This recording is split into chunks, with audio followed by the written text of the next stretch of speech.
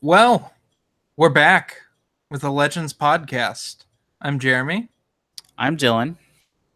and we have a few things to talk about. The Geeks Attic may or may not be on here. We don't know. I texted him. He's like, "What time?" And I said, "In 2 minutes." I, I lost track of time. I was up till midnight last night, and I woke up at 8, which is like really late for me. Really? I was so tired. I went to bed at like 10. I'm like, I haven't been to bed this early since like middle school. How do you not? How do you function? That's like where I usually go to bed. But then again, I'm usually up at 5 in the morning. Yeah. I'm a very much a morning person. I'd usually go to bed around 11, 11 if I was working, 12, midnight if I wasn't. And yeah. Well, we have a few things to talk about. First thing up is, of course, what Dylan's been working on very hard, which is the Twin Sons fundraiser. Yes. Let me see if I can put this link into the live stream chat. Oh wait, you can't put links into. Yeah, no, because this is Google Plus and Right. it sucks. No, this is YouTube, and YouTube hates their creators. It hates everything, dude. It hates everything. I'm trying to. Speaking of Twin Sons, I'm trying to like tell them like, okay, look, I get what we were going with the YouTube, but honestly, YouTube just is not the future of anything. It's No, unfortunately, it pains me because of how long I've been on here. It really pains me to say that, but it's just terrible. it's the only thing keeping it going is it's the only platform that does what it does. As soon as another platform comes up that does what it does, YouTube is dead. Well, the problem is no one wants to accept another one of these, you know? Yeah. Actually, why don't you can actually put it up in the chat, in the top of the chat, and some people will actually get a hold of this. So yeah. So anyway, let me get the link. But anyway, just pitch this one for those of us who don't know what it is. I can't put web addresses. All right, so Twin Sons is back. We are doing another book drive fundraiser. So we are raising money to purchase books to donate to children's hospitals, like we've done in the past. Children's hospital visits, we've done 4 of them in the past. We went to children's. Hold on, let me get the. This is the problem. We've done so many different donations now that I've lost track of them, so I've had to keep a file. You've actually been a part of these. You're a yeah. distributor, if I'm not mistaken. Yeah, I've been to 1, 2, 3, 4. Yeah, we've done 5 different donations in total. I've been to 3 of them. So the first one we did was back in a part of the Billboard Project. We donated about 22 books to the Dobson Ranch Library in Mesa, Arizona. The Celebration fundraiser, we did 2 different hospital donations. One was to Florida's Children's Hospital, which we donated around 61 books, and these were books that had been, while we were at Celebration, people just came to our booth and they would give us books. They would donate books to us, and we would give them raffle tickets to get some prizes. And then we also had autographed prints of Shannon McRandall. If they gave us like 3 or more books, we gave them one of those. So we got 61 to the Florida's Children's Hospital. And then with the extra funds that we raised to go to Celebration, because we didn't need it all, we ended up purchasing an additional 61 books that went to Children's Hospital Los Angeles. That was the first one I went to. And then for the Star Wars Reads Day fundraiser, was the first time, this was last year, was the first time that we actually, not only we were going to the hospitals dropping off the books, but we actually got to physically hand each of these kids a copy of the book that and like have a little conversation with them. We partnered with the 501st so that they had a good interaction with that. We ended up donating around 287 books to Children's Hospital of Orange County. And then earlier this year, we donated 160 books. Same thing we partnered with the 501st. We didn't go door to door with this one at the hospital patients. there was more of an area at the hospital, and all the kids came to us. And we actually, on that one, I said this the last time, but we had someone donated to the hospital some Star Wars action figures. So we gave them books and action figures, but we gave around 160 books to the Phoenix Children's Hospital. So that brings us to where we are today. And we at Twin Sons have this problem when we do these hospital visits, is that we bring too many books. Like, we bring more books than there are kids that are actually at this hospital. And this is, in our opinion, a good thing, because we now know that we can use the same amount of money that we get normally in these fundraisers, but do multiple hospitals. So at this time with the Valley of the Suns, we are targeting 2 hospitals. One hospital that's going to be in Pittsburgh, and one that's going to be in the Bay Area, in San Francisco Bay Area, San Jose, that whole area. It's Europe and Northern California. Well, that's Central California for you, but you're close to there. But yeah, the plan is 80 books per hospital, which brings the total to around, it's about $10 per book is our price point. So every $10 that gets donated to us gets us roughly a book. And then there's $100 cushion on top of that just to cover like all the website and PayPal fees and all those sorts of things. So the goal is about 1,700, of which we've raised 555. And we got about 2 weeks left, so still a bit to go. But yeah, the 2 donations, the Pittsburgh one will be happening in October. October is the month that has Star Wars Reads Day, or now it's Star Wars Reads Month. So it'll be an officially licensed Star Wars Reads event. We just jump on those because we give books. That's reading. So that'll happen there. If you've watched our old podcast, Amelia is the one that's heading that donation. So she'll be the main point of contact that's going to be doing that donation. And then in December, we'll be doing the donation in the San Francisco area, which I'll be heading. I'll be driving up there. Oh. And yeah, it's just donate if you can. Again, it's only $10. If you want to donate 1 book, it's literally only $10. Since Twin Sons is a 501c nonprofit organization, all of your donations are tax deductible if you live in the United States. And just help us get some great books to some kids who really need them. Excellent. I want to take this time to answer a question we just got in the chat, because I'm very bad at monitoring the chat, so I decided to change that this time. Basically, Dylan can't answer this question because it involves new canon. And this is from Nightwing. I know y'all don't really like the new canon, but can y'all rank the books from favorite to least favorite? I don't remember a good chunk of the new canon books. In fact, I've never read A New Dawn, and I've not read Dark Disciple. They're only 2 adult. This would be a good question for Geeks Addict if he comes on. Yeah, but I can give you my top 3 best new canon books and my least favorites. The Aftermath trilogy. Yeah, the Aftermath trilogy I'd rank as the epitome of terrible. Just one bad nightmare, along with Heir to the Jedi in a close second. And Phasma. Phasma was pretty bad too. Also, but for best, probably goes Thrawn. Catalyst, and it's a toss-up between Rebel Rising, which is a young adult novel, Lost Stars, which is also a young adult novel, and for adult novels, Twilight Company. Yeah, I'm in the minority there. A lot of people don't like Twilight Company or didn't care. Otherwise, everything. Didn't like Phasma. I've heard great things about Phasma. Phasma is weird and dumb.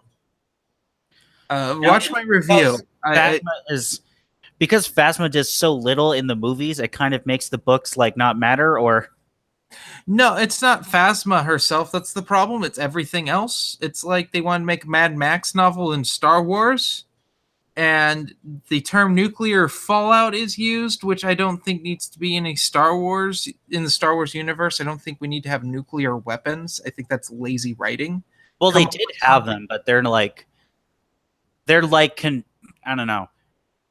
In the they're super weapon. They're like pleb tier super weapons in this Star Wars Legends. They exist, but if you want mass destruction, there are far better and more efficient ways to do it than nuclear device, even though they do exist.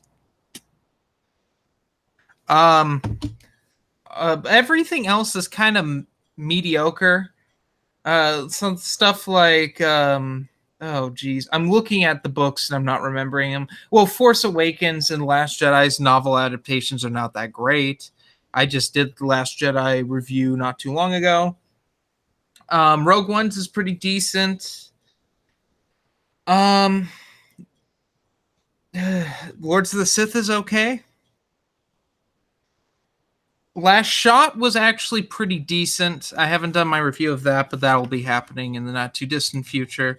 So we got We've got a ton yeah, more we got questions. some people joining in. So those just joining in, we just had someone. Nightwing just asked Jeremy, because I don't read new canon, to rank his new canon from best to worst. And I also earlier just mentioned that Twin Sons has another fundraiser going. There's 2 weeks left. We're raising funds to buy books for Children's Hospital. So go to twin-sons.net/donate, or you can go to the Twin Sons page and there's a post from today with the link. Donate, share it around. Every bit helps. Anyway, you're caught up. Okay, Dark Snovia, we will get to your question at the end when we do questions from the last video. Don't worry. Also, this video will be the audio from this video will of course be on iTunes and Google Play Music. So you can check it out on there and you can even download it. Infinity Nexus asks, A New Dawn was pretty good, but I agree they're mostly been weak. Okay, that wasn't a question, but I just read that. W Badkins 3152. Hi, Bill. Wow, a Legends podcast that isn't 2 a.m. for me. LOL. This is because this is my one day off a week, and I really needed the therapy of doing Legends today. Right. Again, from Infinite Nexus, 40th anniversary of A New Hope didn't even come with a dust jacket. Fuck. Did you buy it off eBay? Yeah. That kind of happens sometimes. I have a first print hardcover of A New Hope. It's really beaten up, but I bought it and Splinter of the Mind's Eye for $40, I do believe. Wow. Yeah, that was a really good deal. I couldn't pass it up, even though it's probably the roughest hardcover in my collection. And that's including library books that I've bought. Let's see. Nightwing again. Have y'all seen the alternate cover for Thrawn Alliances? Yes, it looks awful. It is some of the worst Photoshop I've ever seen. Anakin has no neck, and his head is way too big for his body. Thrawn looks fine, though. I don't know. Have you seen it, Dylan? No, I don't really I don't really, unlike Dave Filoni, I'm not really a cover connoisseur, except when it comes to Brazilian covers. Oh, the Brazilian covers are fucking beautiful.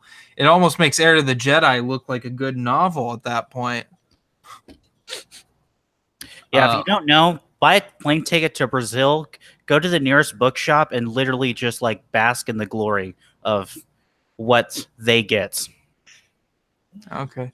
From Infinite Nexus, brand new from Wordery. I'm not familiar with that site, but I know you're from the UK, so yeah, that's kind of unfortunate. You should send it back and get a new one. From Nightwing again, is Splinter of the Mind's Eye considered Legends? Yes, it's the beginning of Legends, actually. It's the first Legends novel, and I do believe it came out before the original Marvel Comics went to Legends, too. But don't quote me on that one. So, okay, let's get back on track, because I think we're caught up on the comments for right now.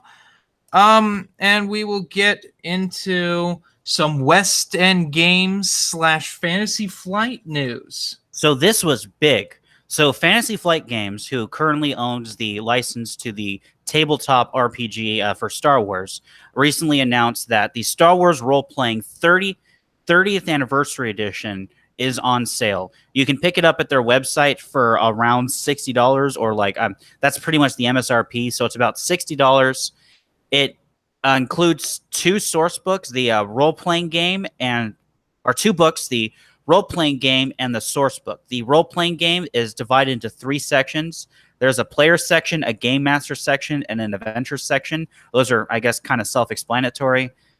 And the source book is just is divided into 15 chapters. There's general spacecrafts, starfighters, combat, starships, space transport, droids, repulsor vehicles, Imperial Guard vehicles, alien creatures, general equipment, lightsabers, stormtroopers, rebel bases, Imperial garrison, heroes, and villains. So, to me, and then I do not own this. I do not own this because I don't have the money to do this. I don't buy this, but Oh, I know, dude. I feel you there. and I have not played the original West End Games source book, nor do I have any of their source books. But the way that they are saying, the way they are marketing this, at least, and from what this is saying, this looks like an authentic and like 95 to 100% just clear-cut copy of the original Star Wars role-playing game by West End Games, just reprinted and resold so that you don't have to pay $200 on the secondary market to get your hands on this stuff. Yeah. Well, as Dylan's witnessed this, when we went to Gen Con a few years back, he saw me buy a ton of West End Games source books. I don't have everything, but I have a good chunk of it. If you want someone who has everything, that'd be Matt Wilkins. I'm very excited about this because I've been wanting to play some West End Games Star Wars material for a while, and now that the main books are going to be back in print in some form, that's really awesome. I don't have one of the 2 books in that set. I don't think I have either of them because technically my player's handbook's a 2nd edition. So, and I don't know what the difference is between the 2.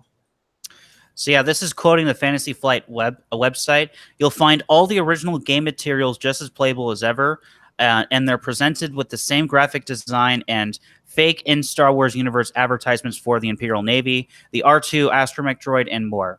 Even the book's use of black and white blue ink and full color sections has been recreated, along with its use of still photos and concept art, some of which have been updated for this 30th anniversary edition. So yeah, it's basically the game. It's not the original, but it's as authentic to the original as possible. So go ahead and get that if that's something you're interested in. I'm obviously if you already have all the West End Games source books, I mean, I don't think you need this. But if you have some of them, but if you have some of them or you don't have any and you like to get into it, then yeah, this is a good thing. Nightwing, where do the role-playing games place in their tier system? If you're talking about the hierarchy of canon, the role-playing games they're kind of S-canon, I guess. For the same reason the video games is because the events that you're playing in probably took place depending on what your game master does, but depending on how the gameplay goes, it cannot be canon. Like, I mean, for example, you could play a campaign where the Empire win the Battle of Endor, and that's obviously not canon, but if you have an Imperial characters, you can do that. But as for all the source book material, like the factual data on like the ships and weapons and stuff, that is all pretty much considered to be canon. The adventure gaming stuff and how the campaigns go and story ideas is more S-canon. Nightwing, are any of the Old Republic expansions considered legends? They all are. All of Old Republic is legends. Even though it's still being made, it is not multi-canon. It's not new canon. They basically, for the most part, Disney's not touching anything pre-Phantom Menace. There's a Yoda storyline in the Disney Marvel crap comic that happens before Phantom Menace, and there's a Darth Maul comic that happens before Phantom Menace, and that's it. Nothing. They aren't touching anything pre Phantom Menace for the time being. So yeah. Let's see. Is there any other? Well, there was the Hasbro thing, or the Hasbro thing.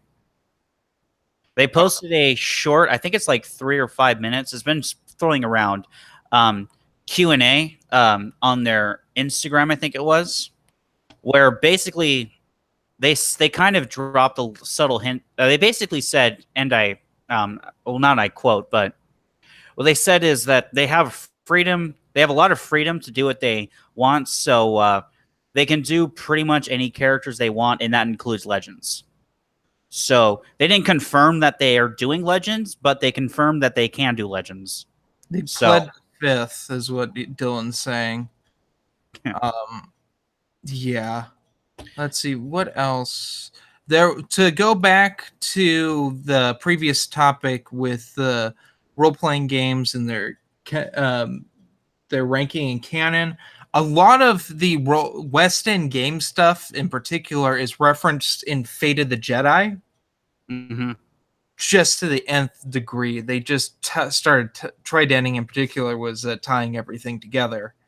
And even the early stuff, like if you, they even mentioned this in the article. Again, I'll quote from the Fantasy Flight page. These books were sent to Timothy Zahn as references when he started to develop Grand Admiral Thrawn in his Thrawn trilogy. That was actually George Lucas. All the early Bantam authors, where he would basically give them the source book, the West End Games source books, and like the role playing stuff, and like, here, read this, use this into your stories. So a lot of the early Bantam stuff does come from West End Game, or is inspired by West End Games. Not like any of the adventures; those didn't come into play until again, Fate of the Jedi, but alien species, the planets, technology, and all that, those were all from the West End Games, if you've read the Bantam books. To answer your question, your inquiry, Infinite Nexus, about Revan's a maybe, there are some maybe stuff.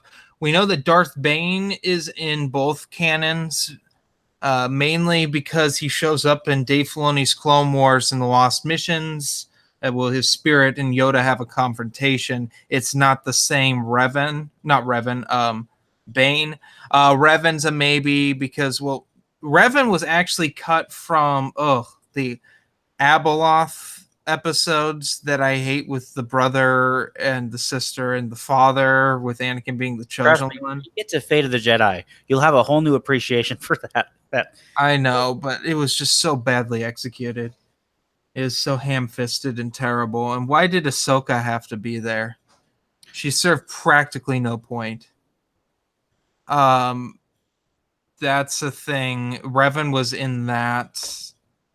But yeah, I mean, and then the Darksaber from Clone Wars and Rebels, its origin takes place in the Old Republic. So there is talk of the Old Republic, but it's not the games, really. And that's actually a good point.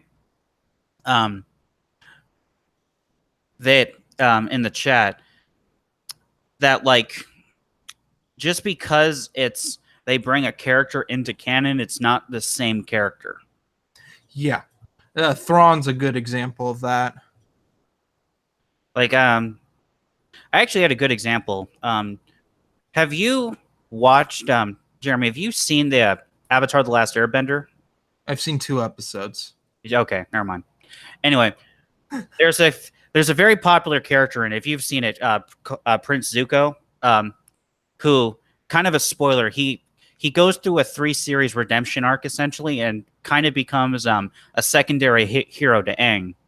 Mm-hmm. And the example I always like to use is his redemption arc is more not only based on him being redeemed, but like the events that transpire in his experiences throughout his trying to capture Aang, then his exile into the Earth Kingdom, and then his him being introduced into the Fire Nation.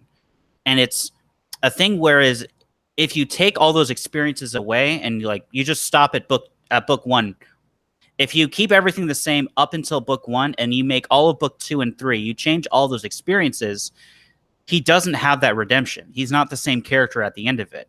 And that's kind of how you should look at the new canon characters from Legends. They share the same name and they may have some of the same history, but they're not going to have all the same experiences. They're not going to participate in all the same events. And as such, they're not going to become the same characters that we knew. If any of you know what I'm talking about, please, because I'm sure I'm just going right over. I'm whooshing Jeremy right now, but yeah. No, that's all good. I'm just trying to keep up with the chat going on here. We actually have a lively chat. We need to do more. We need to not do late night. This is what I'm learning. We need to do not 2 a.m. East Coast podcasts. Yeah, no, this is a good time. We just need to let Geeks Addict know that it happens when he's not out grocery shopping. Oh, he's grocery shopping? Yeah, he just texted me. So no Matthew Wilson, the Geeks Addict. So yeah, Kanan does talk about stuff like that. This is stuff above Dylan's knowledge in the new canon. Which, if any of you read that Kanan comic, that's really good. It's like the only good Marvel comic that's come out. Is it better than the Poe Dameron comics? Oh, yeah. Poe Dameron comics are 50-50 trash. Poe Dameron's comic basically sometimes is a bad representation of X-Wing Rogue Squadron. And just okay, here's a question. I don't know if I've asked you this. Why is the Aphra comic so popular? Because she's not as annoying as she was in Vader's comic. Aphra's comic is kind of the Deadpool-esque comic, you could say. It's more tongue-in-cheek. This latest arc's kind of very unpleasant, and I'm not enjoying it too much, but it's just kind of goofy. It's actually a fun comic. Unlike the main Marvel Star Wars comic is by far the worst comic ongoing series that they have for Star Wars. It is so bland and terrible.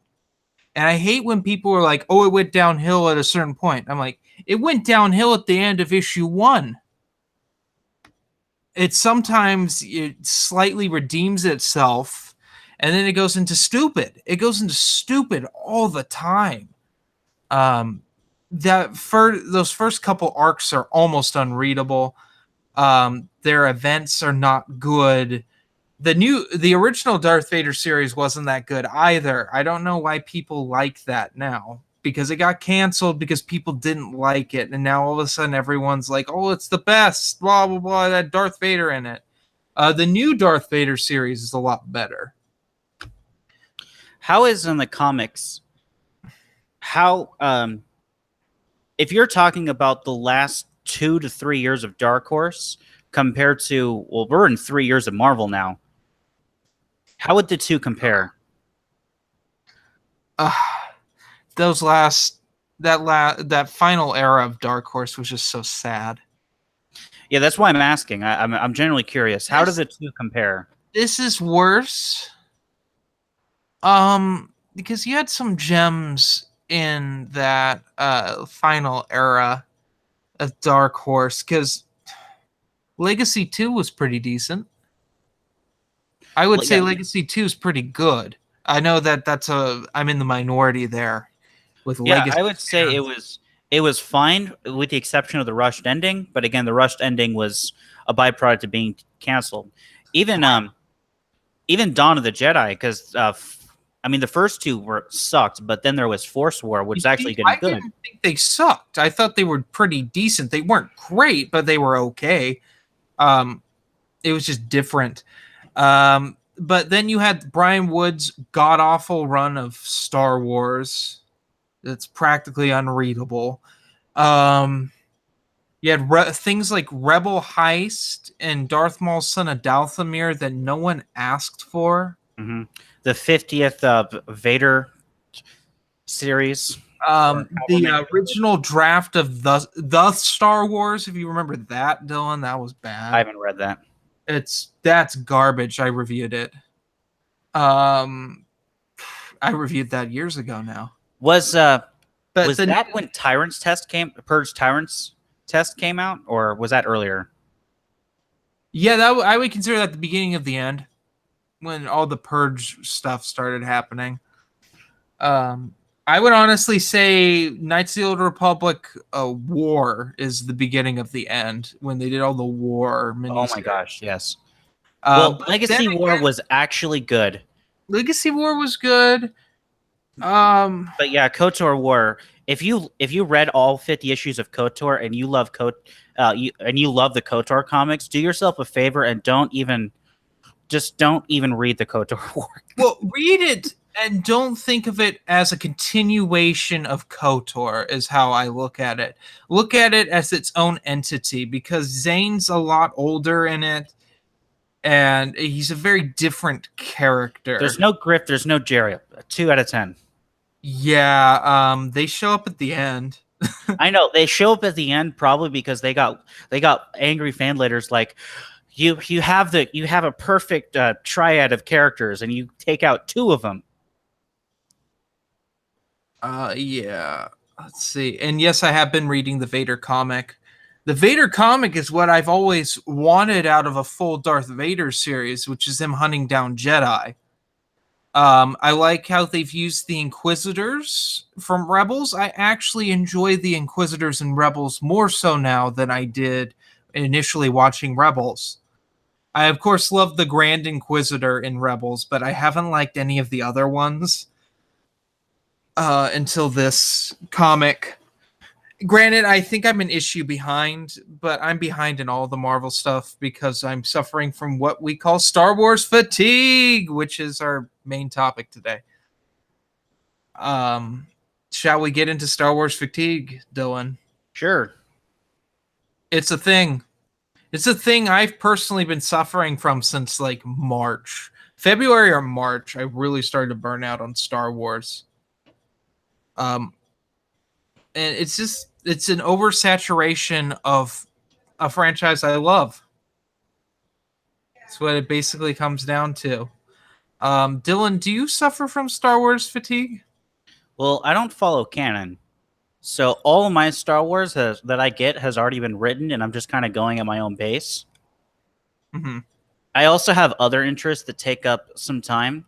Like I haven't been reading nearly as much, or I read more during the school year than I do in the off year, because during the school year I sometimes have like an hour in between classes with nothing to do, so I'll just read.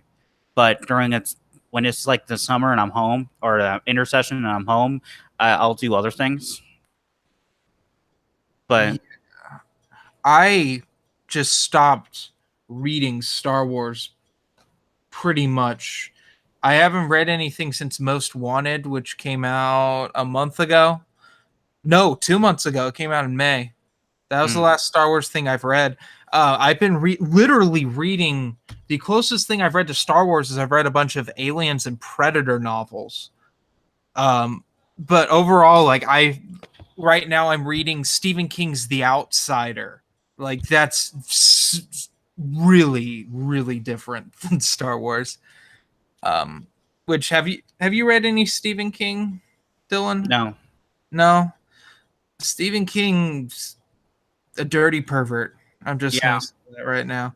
The Outsider doesn't try to hide it, which I respect it for. You know that this child was horribly assaulted and murdered in like the absolute most appalling way possible. And then it's like, okay, what do you do from here? And that's what I like about it. It's a sort of a whodunit book. It's kind of more grounded in reality than most of his stuff. I like it a lot just because I think it's probably one of his most solid written works. But then again, I'm only 20 chapters into it, and there's like over 100 chapters. So it could be a steaming pile of dog shit, and I just haven't gotten to it yet. And we get our explicit tag. We always get our explicit tag. Oh, no, we don't usually. I listened to most of our Legends podcasts, and most of the time we don't earn an explicit tag. It's just the last 5 we have. It's actually not usually my fault, is what I've found. It's usually Dylan's fault, believe it or not. What? Yeah, Criffing Shkuta? you curse more than I do. Well, you drop the F-bomb more than I do on Legends. I try not to do it. Yeah. I didn't used to, and then I started working in the automotive industry, and it just ruined me. Mm-hmm. Yeah. But list my favorite Marvel Star Wars series, the original Marvel comics from 77 to 85. That's my favorite. Hmm. I don't think favorite. Kanan and the new Vader series are the only other two good ones. Mini series wise, Chewbacca's okay. And Is it better than the other Chewbacca miniseries? It didn't make me cry. So yeah. The other Chewbacca miniseries, well, I'll get to it eventually, but it's a bunch of short stories pretty much. Yeah. So If you haven't read Vector Prime, you shouldn't read it. oh, absolutely not. It's basically, I call it the epilogue of Vector Prime. It's like you're not going to get any, you're just going to be upset and confused if you didn't read Vector Prime. Yeah. That's one of those Legends titles where you have to have read another one in order to understand what's going on. There are a few, like, again, going back to Twin Stones, there's a reason that every time we donate books, like, we're giving them a self-contained story or a book one. We're not going to be like, here's Legacy of the Force Invincible, enjoy. here's the Force Heretic trilogy of New Jedi Order, enjoy. What's going on? Exactly. Force Heretic was a thing. Actually, it's very good. Force Heretic spent $70 getting Force Heretic in hardcover. The Force Heretic trilogy is basically wrapping up some unresolved plot points from the Bantam novels. And ignoring Waru. Right, except for Waru. Every other hanging plot thread, are these guys still a threat? What about this? Is this gonna come? Yeah, Force Heretic's yeah, we got that. We got you, fam. Yeah, the Sissy Rook show up. I remember that. Yeah, the Sissy Rook, the Yavithra show up. These are all different times. These are completely different books that they happen, which is kind of why I liked it, because each different book is wrapping up some Bantam storyline. Yeah, because really, Bantam introduced a whole lot of stuff and didn't finish any of it.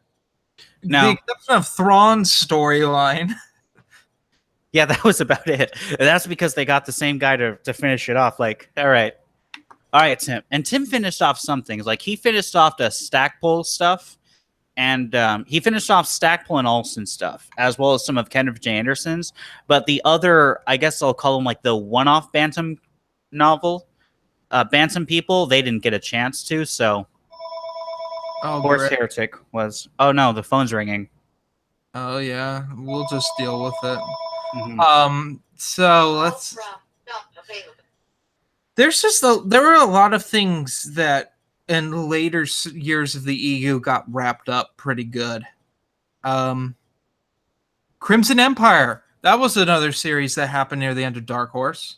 Crimson Empire 3. Mm-hmm. Did you ever I don't remember anything about 3. I remember 2 was really good. I remember 1 was really good. I remember 2 had Nominor in it, and it was awesome.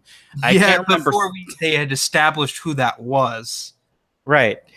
You're just oh, who's this? I didn't get when I read it, because I've been so removed from New Jedi Order at that point. Well, in my opinion, that's how you should read it. You should read it not knowing who that is. Yeah, I was just what's happening? And I thought they'd continue it in Crimson Empire 3, and they don't. No, Crimson Empire 3 is bad. It finishes off Kirk Canos' story, but it switches Luke's and Leia's characters around. Luke's not accepting of Kirk Canos than Leia is, and it doesn't make any sense. You can compare it to... It's just... We really can't. I was going to make a parallel to Allegiances, the Timothy Zahn novel, Allegiance, which is a novel by Timothy Zahn where Luke and Han's characters don't fit, but this is a little worse than that. It's just they're completely reversed. Because Luke's always the accepting one. If I'm not, tell me if I'm wrong, Dylan. No, you're not. Luke's always the one that's, I mean, he forgives his father, and Leia has a hard time forgiving Vader. And that's like a big thing throughout Bantam, specifically, in that early expanded universe stuff. There is a, in Bantam, kind of getting back to this, there's a reoccurring character. I don't think this is much of a spoiler. Brachus, who is literally one of Luke's students who falls to the dark side. And he just keeps coming back in Bantam novels. He's never really the main antagonist, but he sometimes is just mentioned. Sometimes he'll help an antagonist. And I think on one time he was a main antagonist. But like the recurring trend is every single time Luke doesn't really try to kill him. He's always just like, I failed you, but like, come on, can you like not be? You know, he does his Luke Vader thing, and it never works. But he keeps trying it until finally Brachus does. Until Brachus finally gets written out. But he never really. Brachus isn't the antagonist from Jedi Outcast. That's another one of Luke's students that goes to the dark side. That's another one. But they were both part of the original class. Brachus and that other one were both in the original class. Even though they're not referenced in Jedi Academy. Well, Jedi Academy, there's mention that there's a dozen that graduated, and that's not counting Mara, Kyle Katarn. That's not counting Mara Jade, Kyle Katarn, Corran Horn, because they all left, or Kip Duran because he left as well. So there's 16 Jedi. Those 4, the 12 that graduated. Of the 12 that graduated, I think they're only actually named 7 of them. So there's like 5 that don't get named, who you can just assume that those 5 are 2 of those 5 are them, and there's 3 others who are. I mean, who cares? They don't become important anyway.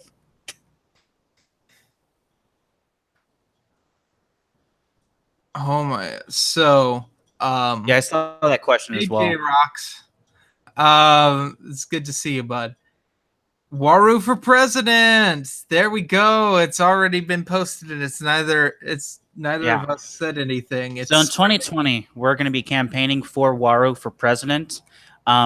We're going to try to get him on the ballot. I don't think it's going to happen because I don't think we have enough signatures. But if he's not on the ballot, make sure you write in Waru for president.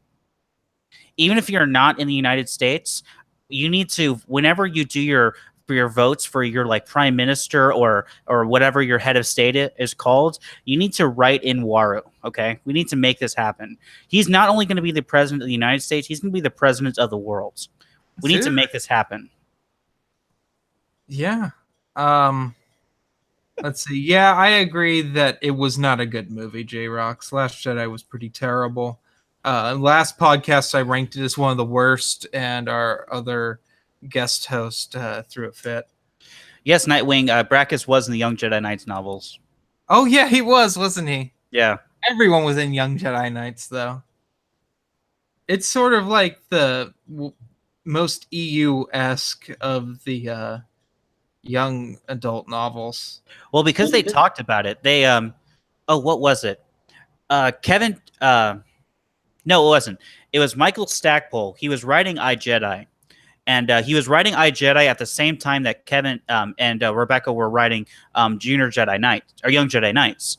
So he calls them because he's like, "Hey, by the way, are you doing anything with Exar Kun's temple in your Young Jedi Knights series?" And when Kevin goes, "No," he says, "Good, because I'm blowing it up." But yeah, they basically again, how much the old Bantam novel authors cared about it is they would actually talk to each other. They would call each other and be like, "Hey, I'm going to do this thing. Just so you know, is it okay if I do this thing in your book? It is? Okay, cool. I'm going to do this thing."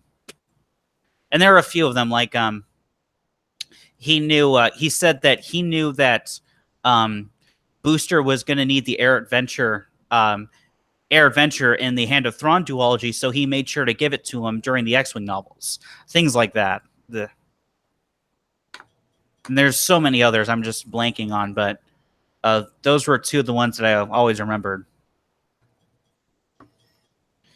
Anyway, it's kind of getting buried, but Nightwing asked a question: list some of your favorite instances of comic events being referenced in books, both Legends and canon.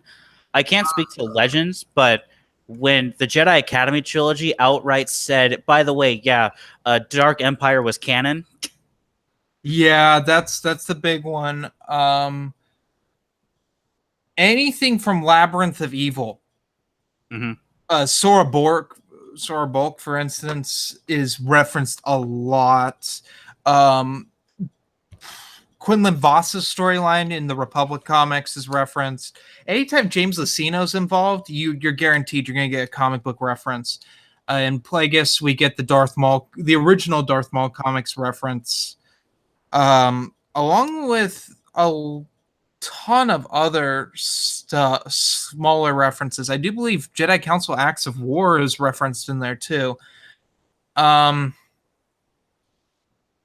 Yeah, anytime Dark Empire's reference, I like that because I think that was such a big moment. Because if you ever have a discussion with people who don't believe the expanded universe is canon, they will sometimes pull up a quote from Sue Stoney where she says that the comics aren't canon, and the quote is from like 1991, right as the Heir to the Empire was coming out, the Thrawn trilogy was coming out. And the reason she said that quote was because at that time, it was true. The comics were not canon. Dark Horse was not canon. It wasn't until Kevin J. Anderson referenced Dark Horse comics, the reference not only that that the Dark Empire comics happened, but also that Exar Kun was a thing in the Jedi Academy trilogy, that they started considering, okay, now it's the books and the comics that are canon. Which is kind of something that's kind of weird with when you study the canonicity of the expanded universe. The line that we now know, which is the most recent one of everything that's not either Tales or Infinities is canon, that hasn't always been the. Oh God, no. There was a point when the comic strips were more canon than the original Marvel comics. Mm-hmm. For a long time, the Marvel comics weren't canon at all. So yeah. That's the one of that everything that isn't Tales and Infinities is canon. That is correct to say, and that is the most recent one we got within Legends continuity. So it is correct to say that yes, as of now, everything within Legends continuity, everything that isn't Tales or Infinities is canon. However, at different points in times, that wasn't always the case. So you've got to be careful with how you quote things, or when people use quotes against you, because you can say like, well, here they say this thing wasn't canon. And you can be like, that's because at that time it wasn't considered canon. It wasn't until this thing came out that it became canon. Yeah. So interesting tidbit of Star Wars canon history. It was written after, but they wanted them to release at the same time.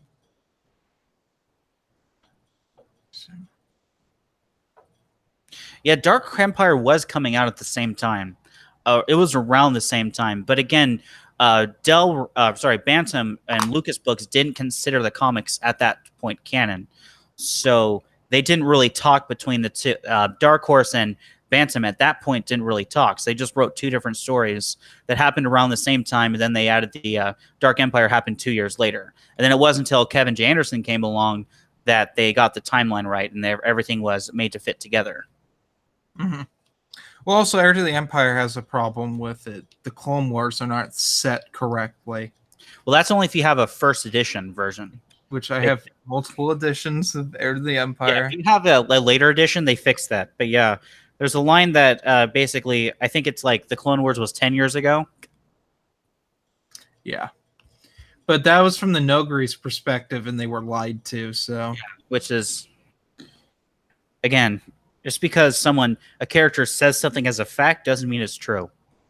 Mm-hmm. Cough, cough, Fantasy Flight, cough, cough. Yeah, we got a question from Dark Snovia that he said, do you think the Clone Wars should be removed from Legends? Why or why not? I think the TV show itself should be removed, but not necessarily the novels that happened around there.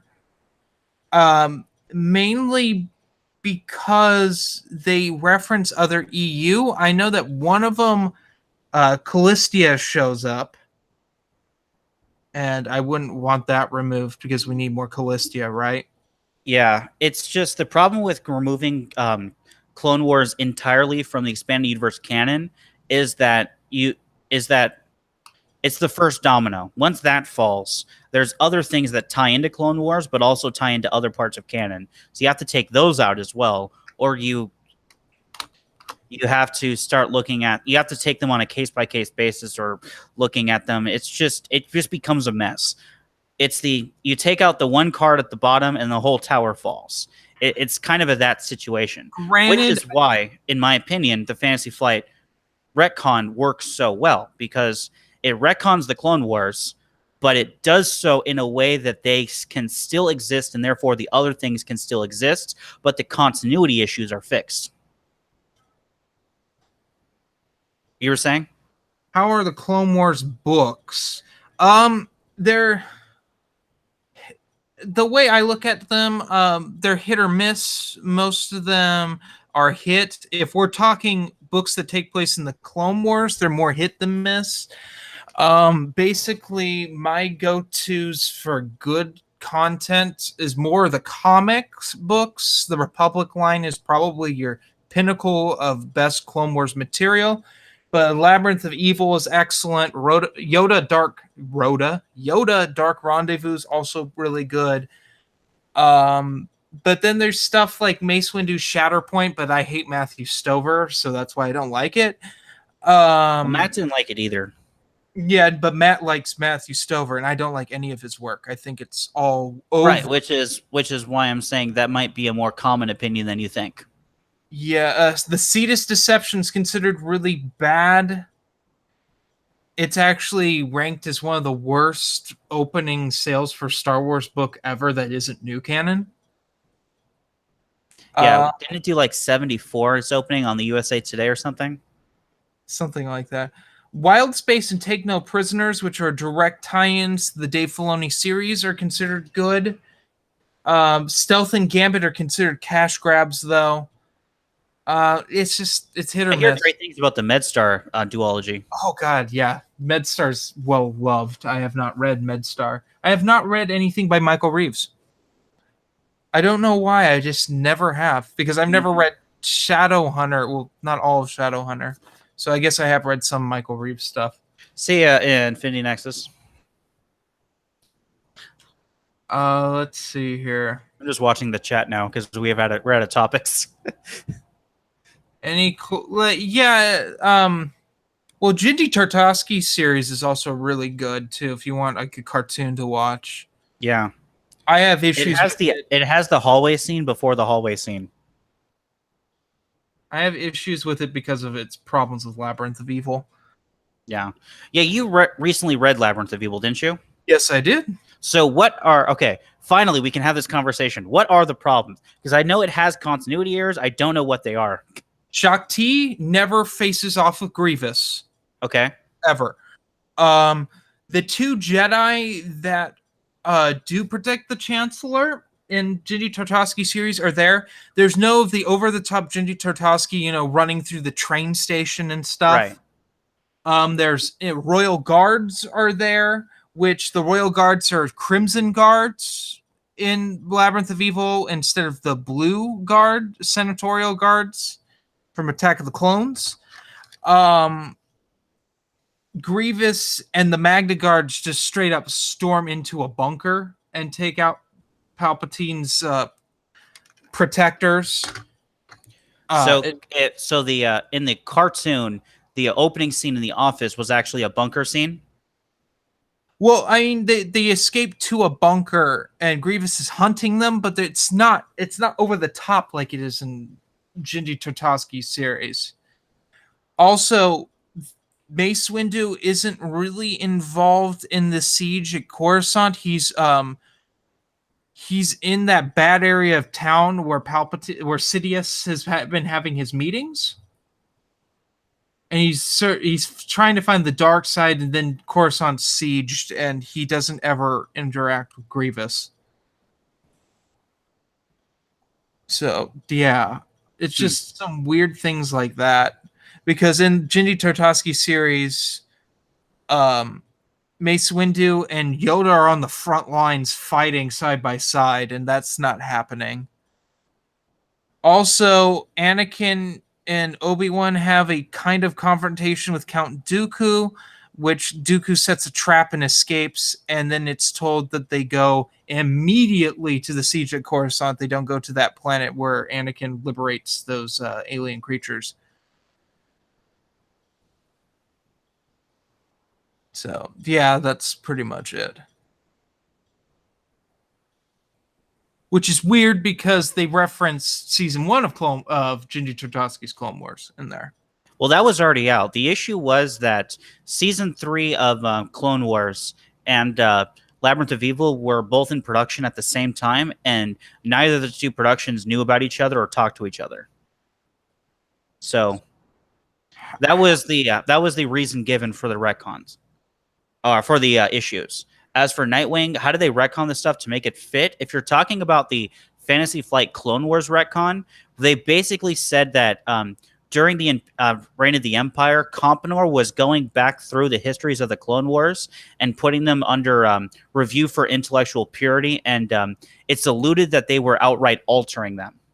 Because even Pell is killed in the Clone Wars when he's also killed in Coruscant Nights. He's gunned down in the street.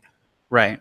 That's an example of that. The way that the retcon, or at least the most commonly accepted version of the retcon, is that when you watch the Clone Wars animated series, what you are watching is the Compnor propaganda films, which are inspired by true events, and a lot of the events actually did happen. However, the way that they're depicted, and in certain ways of certain characters being involved and whatnot, and their actions have probably either been altered, falsified, or in some way. Mm-hmm. So essentially, it bumps the Clone Wars TV series down to S canon. Yeah, and you should just treat it as altered propaganda. As for Labyrinth of Evil and Genndy Tartakovsky's Clone Wars, it's not really talked about. I think the retcon Matt gives was that they depict different perspective or areas of the battle. But that doesn't work for me. Yeah. It doesn't work enough. I don't know. It's just an error there. There's just like one error in the Star Wars timeline. Yeah. Not bad. Let's see. And the funny thing is, I hear great things about Labyrinth of Evil, and I hear great things about I know that there's great things about the Clone Wars series. But again, in the over-the-top thing, I always thought that is just... The Clone Wars was a lot of rule of cool. Mm-hmm. And Star Wars didn't really have a lot of that. So... Have you all read Star Wars Propaganda, A History of Persuasive Art in the Galaxy? No, I have not. Have you, Dylan? No, I've never heard of that. Yeah, no. Sorry. Sorry, Nightwing. Do we have questions from last week? We can go into those. I read Dark Snovia's because he commented on the other video. And it popped up. If you want to go check it out, go for it. Let's at least get that one out of the way. Have you read anything, Dylan, recently? I'm reading The Phantom Menace. Oh, that's the right. The Battle of Naboo is about to happen. It hasn't happened yet, but they're gearing up for it. How do you like it so far? It's interesting. It's mainly the movie. I find myself completing lines before they happen. Because I guess I know The Phantom Menace better than I thought I did. Yeah. I really like Terry Brooks. I think what he did change with dialogue is a lot better. Yeah, I like the additional Anakin scenes. I thought they were good. That Tusken scene's really interesting, considering what happens in Attack of the Clones. I know. That made me think, like, did they know? He's just gonna fucking murder everyone? I'd probably not. If you ever probably did, but probably kept that to himself. if you ever is Terry Brooks still alive? Yeah, he's still Okay. writing Shannara. Anyone who's listening to this, if you ever meet Terry Brooks, ask him if he knew when he was writing that Tusken Raider scene what would happen in Attack of the Clones. Yeah, that'd be interesting to find out. I'd love to meet Terry Brooks. I like his Shannara books. I find it to be he has some of the best names for creatures and characters ever. Just really cool names.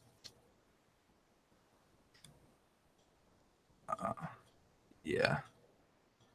Would you guys like games like Star Wars Battlefront 2, Battlefront Part 2 campaign mode with old stories from the original movies?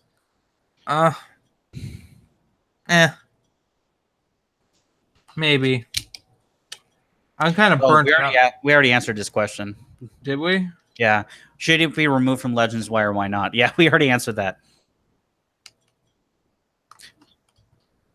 Fuck. I guess we're just answering chat questions now. Or if there's something else. I can't think of anything else that came up. Have you heard of the news about the Star Wars game in development? A little bit. I don't believe anything that fucking Disney says at this point. Yeah. And there we go, our explicit tag. I dropped the F-bomb. Whoops. It's yeah. It's a game. I'm pretty sure it's being made by EA. If not, you can correct me, but seriously, we did a Game Pappy show, was it last week, 2 weeks ago, about the EA, and we talked briefly about the EA panel and how embarrassing it was. No one cared. They're just big liars about everything. There's a great GIF of I can't remember one of it, but there's like an EA guy going like, "Is this good for the?" We have to think to ourselves, "Is this good for the player?" And literally, if you watch any video about EA in like the last 2 or 3 years, they'll play that clip like 5 or 6 times. Ironically, like, yeah, they did this, and they'll play the clip. It's just so great. There's a lot of great ones. That's a good one. If you were aware of the Act Man, he's done a lot of good videos about EA and what they've done. Honestly, I just need to get back in my soapbox here about EA. Like, seriously, we've known about this for, I want to say, over 10 years. EA has been doing this for at least 10 years, and they still do it. And why do they still do it? Because people complain. People complain, but they still buy their stuff. If you want this to stop buying their stuff. It's simple. All we can see right now, Dylan, is your toupee. You just keep disappearing. Okay. Sorry, I knew I was in rant mode, so I was trying to get away from the cameras. Yeah, as long as they're not personal questions, you can ask a few non-Star Wars questions. Might as well. Yeah. It just became a Q&A, didn't it? It just became a Q&A, but it's all right. I've been meaning to do a Q&A for a while. We might as well do it as a Legends podcast. More people will watch it. Seriously. We already have 3 likes on this video. Wow. And we've had a consistency of 4 people watching this whole time. It's probably the 4 people that are in the chat. Oh, I have no doubt. 1, 2, yeah. I see 4 I see 4 names in the chat. That's okay. They're interacting. We're gonna break the YouTube algorithm. By the way, I've been watching some videos recently that trips on how to get around the algorithm for copyrighted content if you're using it fair use, but you don't want it to auto flag you. Apparently, what you need to do is you need to show less than 6 seconds of the copyrighted stuff, and then have 2 seconds of dead silence, black screen, and then you can keep showing it. And if you do that, you can get around it. It won't auto flag you. They can still, if they see it, they can still manually flag it, but they can't the algorithm doesn't detect it. I don't watch a whole lot of TV. Nightwing. I right now my big thing is I watch Kitchen Nightmares a whole lot because they released the first season unedited on Amazon Prime. If you have Amazon Prime, you can stream it for free. And man, I don't have cable. yeah, you don't have cable. I don't really have cable anymore. Who made the older public games? If you're talking about BioWare. Yeah, BioWare made all of them actually. BioWare, yeah. Currently owned by AV. Yep. Yeah. There's a great meme. Again, another meme that's like 12 years old, where EA, like basically it's EA and like another guy, and they walk, and another guy.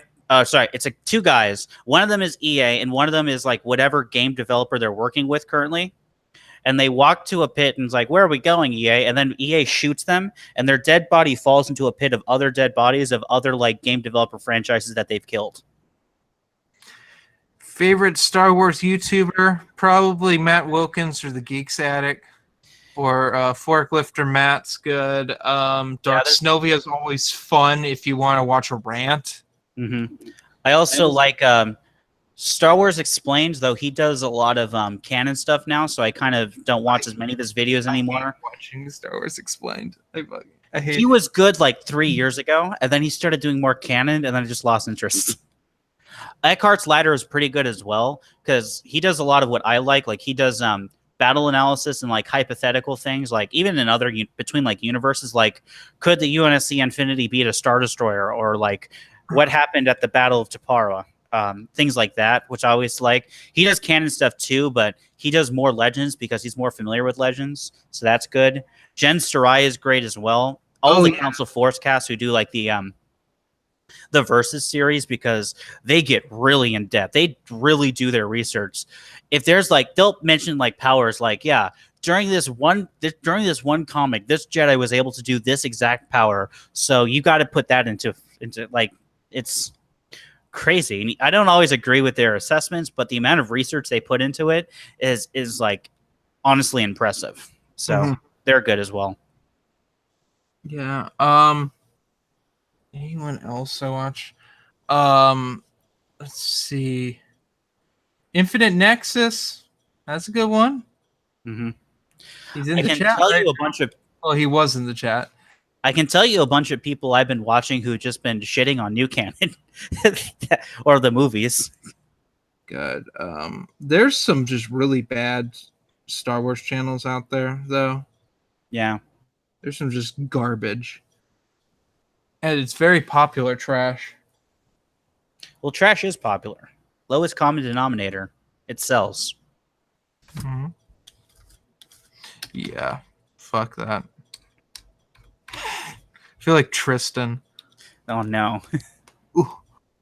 I apologize. I apologize to everyone watching. We've devolved into the part of the podcast where we make fun of our friends. Did Tristan was talking about how he hates his job yesterday? Was it yesterday? No, it was a couple days ago. And I'm like, oh, Tristan. And I called Matt and like, look what Tristan posted. Bill's just like, no.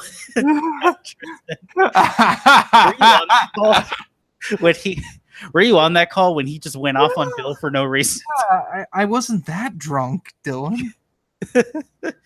No, it wasn't as bad as the one where you couldn't go up your stairs. Was that the same call? I can't remember. All of our Skype calls meshed together now. Yeah, that was when in my heyday of drinking, and I tried to roll up the stairs. Mm-hmm. Like literally a rolling motion up the stairs with my tablet with everyone on Skype. Did I scream a lot? I think I did. I can't remember. I can't remember because I was laughing too much. There was the best that I wish I'd recorded when Josie and I were on, and then Tristan called us, and with all of his friends, and his friends started. We were just laughing at the stuff his friends were saying. It was exactly what you would expect Tristan's friends to be like. Oh yeah, that aren't Edward. Oh yes. You know, for all we've talked about Edward, I haven't actually been in a lot of Skype calls with Edward. Aren't you fucking lucky? I think I was in like 2 podcasts with Edward, and that was it. Well, he used to be kind of a semi-regular on Django's reviewers hangouts, and Yeah, those were the 2 that I was on. when he fucking threatened to force choke Tristan. Yeah, I was on the first one it was the second one, but it was the first one I was on. Then I was on the one right after that when it all went down, and he had the glorious line that we've been quoting for the better part of 3 years now. It's good to weed when you're angry at someone. Oh my gosh. Tristan. One joke. We've been running one joke for I'm sorry, it's still gold. I think I did it on Princess of the Universe. Here's the thing though. Us just saying it doesn't do the joke justice. You have to go back to that. I think it was Star Wars Reviewers Hangout number 3 when he does it. Like no, it's the brooding. It's the buildup. It's the brooding beforehand. He wouldn't fucking talk. He's muting himself. The sigh when it got to him throwing back the hood and staring up into the air. Well, because he's dressed like the Unabomber. For like a good 10-15 seconds of dead air, and then him like looking down and being like just mumbling how he's reading the Darth Bane trilogy. And it was either Darth Bane or Revenge of the Sith. It was Revenge of the Sith. Was it? I thought it was Bane. I can't remember, but it was whatever he was reading, and how it's like it's just good to read when you're really angry.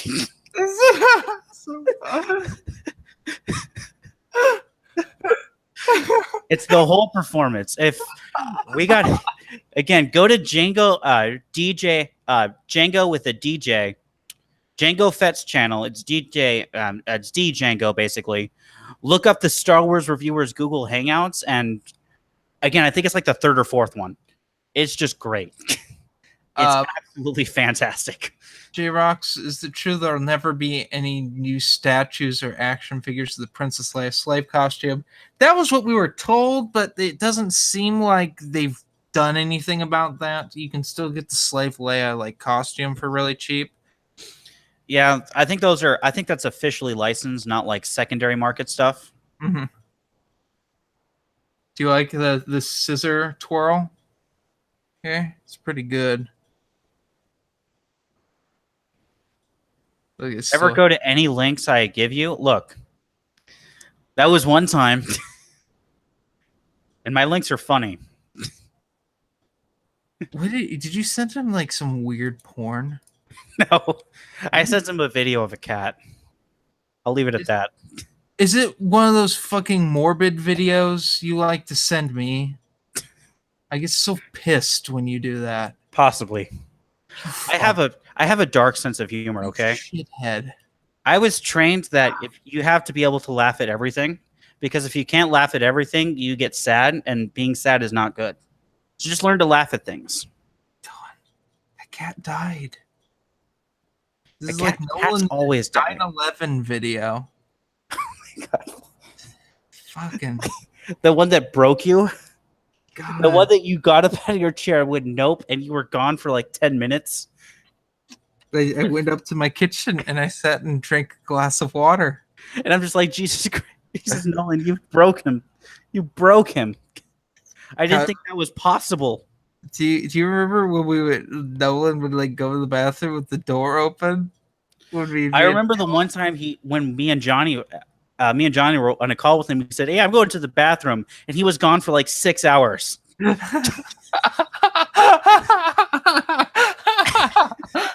I'm not kidding. It was just, and he left his little I forgot what it's called. It was like the Funko doll of Jar Jar Binks with like giant eyes in front of the screen. So no one is just staring at this for 6 hours. And after like hour 1, we're like, so is he coming back? And like we forgot about it. And then like by hour 5, we're like, did Nolan say he was going to the bathroom? Should we call the cops? And you're just like, yeah, our friend said he was going to the bathroom and he's not back. Can you like make sure he's okay? Fuck, those are the days. That was for the days. When Josie asked Johnny to speak English. Yeah, Django really dropped off with video output recently. It's kind of not his fault. It's just something that happens eventually. But the good thing about that is his old videos aren't that hard. You don't have to scroll as much to find his videos. Unlike people who do like daily content and like I want to see a video from 3 months ago and you have to scroll like, oh my god, can you like not upload this many videos, please? Oh, yeah, there was some interesting stuff. Well, Coruscant wasn't called Coruscant originally; it's called Imperial City. I really like how it looks in Steve Perry's novel Shadows of the Empire, with the blimps. Which, granted, it's all canon. Because there really isn't anything to talk about. Well, they did call it Coruscant, but they also referred to it as Imperial. Their two were like because interchangeable. Zahn didn't want to call it Imperial City, which is why the name Coruscant exists. In any early Western games source material, it's called Imperial City. Yeah. But, I'm not too... I haven't read everything that involves Imperial City, so I can't give you a full, like, ooh, this is what I like and this is what I don't like. Because a lot of times with stuff pre-Phantom Menace, like Dark Empire, Coruscant is under siege. So it's not really active. Which that's one thing I didn't like about Dark Empire was why is Coruscant being attacked now? Didn't make a whole lot of sense. Well, go for the capital. It's a common military strategy. But if they're in the far reaches, why Coruscant first? Well, in Coruscant is in the core, and even at that time, the Imperial Remnant. What? It's at 000. That is true. Yeah. So at that time, the Imperial Remnant had basically complete control of the deep core. And because the New Republic didn't have the star charts at the time, they couldn't chase them in there. So Coruscant was in striking range. And again, because their power base was in the deep core, it makes sense that would be one of the first targets. Now, if you're going for a long-term war, why don't you, I don't know, maybe attack Fondor or Kuat so, you can rebuild your fleet? That would be a good... Fondor's in both cannons.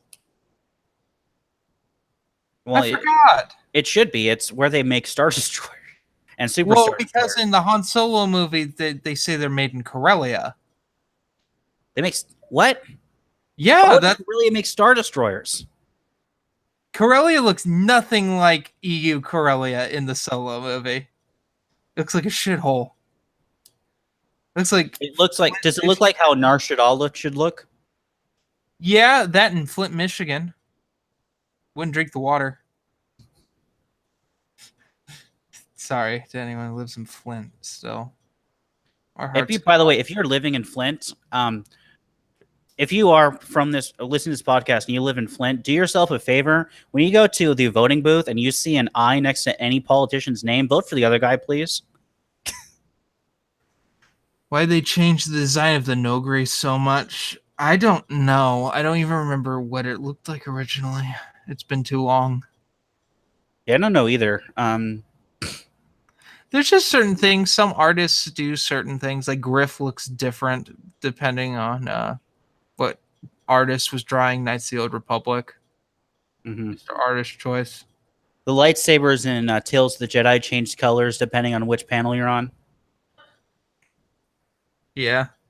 Oh God. Yeah, I know Nightwing. There are many ship manufacturers, but the ones that were specifically building Star Destroyers, Kuat and Fondor were the main two. At least in Legends continuity, and at least during the time of the Empire. After they fell, they kind of off-shipped. They started. I think Sluis Van started making them.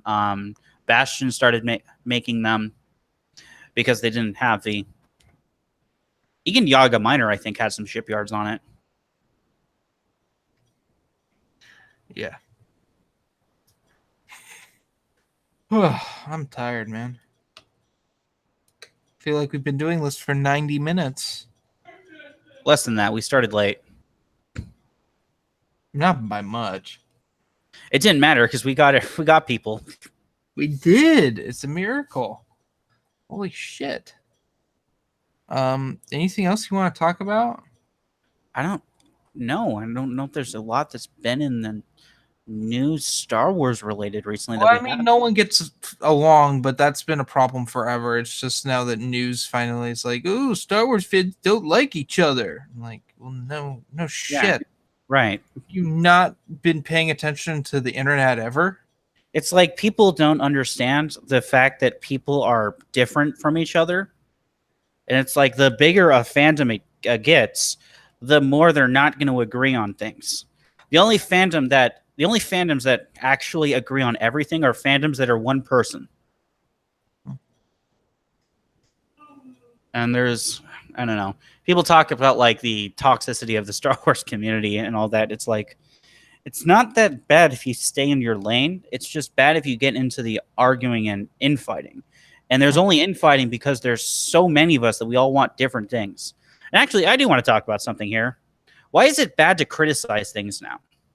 Because people are fucking babies, as Tristan would say. It's like I think there are people mainly amongst the people who are like the writers and the creators and the media who don't understand where criticism comes from. Like there are some, and like on YouTube you'll see this, that they just hate to hate because it gets them views. But the people who don't have an audience, the people who don't make a living off of criticism, who do criticize what you do, the reason they do it is because they care so much about the franchise that you are running that when they see it's not good, when they see it's not living up to what they think is good, they want to fix it. Their criticism is pointing out the flaws. And a lot of times they'll not only point out the flaws, they'll point out things like, why didn't this happen? Or this happen? Or this happen? It's because they're trying to, in their own way, fix the problems that they are seeing. And they're calling out the problems that they see because they want what you're doing to be good. And when it's not good, they want to fix it. It's like if you watch it's like if you want sports, for example, and you're just like, and your team's bad, your team's like 10 games under 500, and there's one guy who every single time he comes up to the plate, he strikes out. Obviously, all the fans are going to be like, why is this guy still in the starting lineup? He strikes out every single time. Why don't we trade him? Why don't we call this guy up from the minors? They're not criticizing that guy because they don't like him as a person. They're not criticizing because the team's decision to keep putting him in the lineup because they don't like the team. They're criticizing him because they want their team to win, and the team is not winning, and they are trying to help it win by telling them what they think it should do. And are they right all the time in their criticisms or their fixes? No, but you have to understand where it's coming from. It's not coming out of malice. It's coming out of shoots. Can't think of a word, but it's not coming out of malice. It's coming out of a desire to help. Yeah. That's my rant on that. Good. I was going to write an article about that, but I couldn't put it to words until that rant. It's all good. Saved it for the show. All right. Do you want to call it there? Well, we have a question on Nightwing. Why didn't it raise any questions when the Republic started having Star Destroyers that look like ships from the Sith Empire? You're talking about during the 10 years of buildup. I would imagine that it's very heavily implied in the Plagueis novel that Damask Holdings is pretty much single-handedly funding not only the Republic, but the CIS as well. Mm-hmm. And it's actually extremely convoluted because the Kuat drive... Hold on. The Kuat drive yards... let me look this up.